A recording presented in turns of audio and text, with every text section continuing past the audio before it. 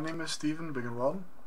My research paper is on the impact of technological communication in correspondence to social isolation. I know that sounds like a mouthful, but I'm going to try to help you understand it. It might help to give you some background on myself.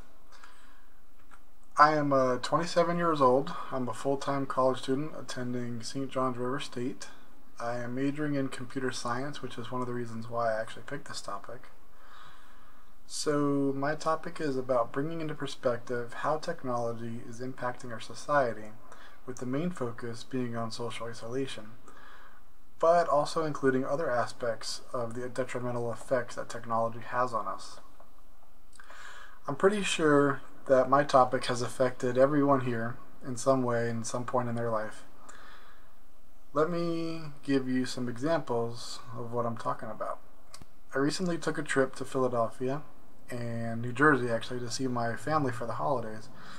My father was constantly on his phone, updating his online social life and keeping everyone connected.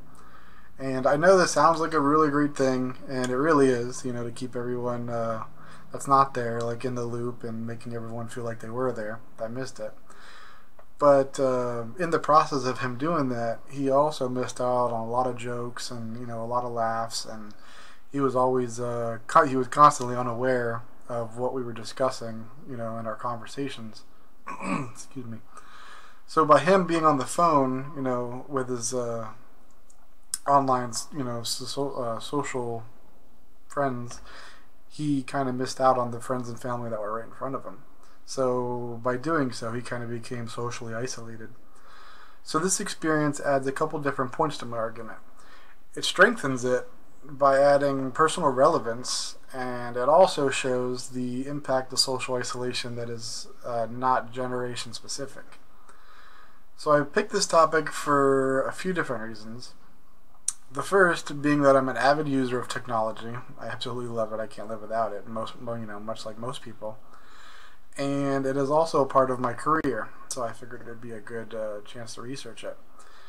The second being I have personal experience, seeing it firsthand in many situations. So my hypothesis is that technology does have an impact on social isolation, and technology does have its disadvantages and has negative effects on us. I'm going to set out to prove that in this research paper. My target audience, I feel like this research paper would be beneficial to many types of audiences. My main audience is primarily directed towards members of society that use technology on a daily basis, or many families that are disconnected with each other socially because they're constantly checking and updating their Facebook and MySpace, or I guess that's kind of old, but Twitter, stuff like that. Our society should also be aware of the harmful effects that technology may cause. I really hope that my audience will gain a new insight and become more aware of the effects that technology has on us. I also hope that reading my paper and hearing my presentation that members of society will spend a little less time on their phones and other devices and more time socially interacting with their friends and family, face to face.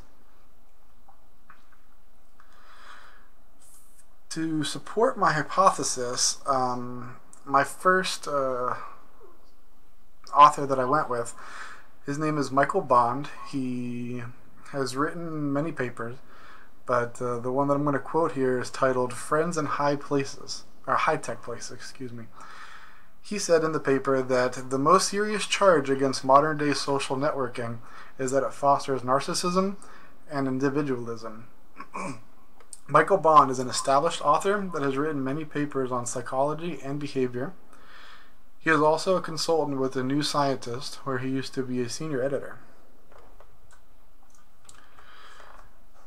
My next support would be Christopher E. Sanders. He co-authored a paper titled "The Relations of Internet Use to Depression and Social Isolation Among Adolescents."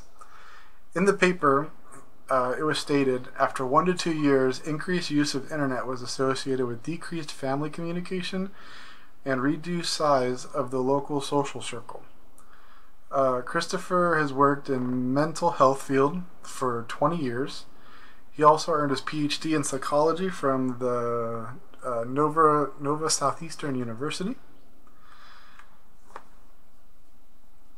My next support would be Robert Kraut. He also co-authored a paper. It was titled Internet Paradox, a social technology that reduces social involvement and psychological well-being. In that paper, he says, although the evidence is strong that using the internet caused declines in social participation and psychological well-being, the sample, we do not know how generalizable the findings are across people, time, or outcomes. I feel like this is a really strong quote from him, and I'm definitely going to be using it in my paper, and I'm going to look more into this, the papers that he wrote. Kraut is also an extremely credible source. He graduated from an Ivy League college, Yale University, with his PhD in social psychology.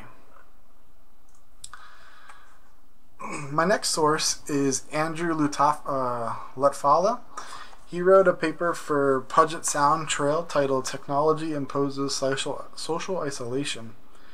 He states, cell phones allow people to ignore the human aspect of contact that has always been central to functioning of society, and instead rely upon simple phrases and emoticons as an attempt to relay emotions that could be far better expressed in the affection of one's voice. Lutfalla is an American journalist that has written many articles. Another great source that I found that seems to support my research is a journal co-authored by Paola Parigi and Warner Henson II. The title of the journal is Social Isolation in America. They point out that the paper, we have moved from living in the world where social connections required considerable investment of time to a world where connections are widely available and cheap to establish.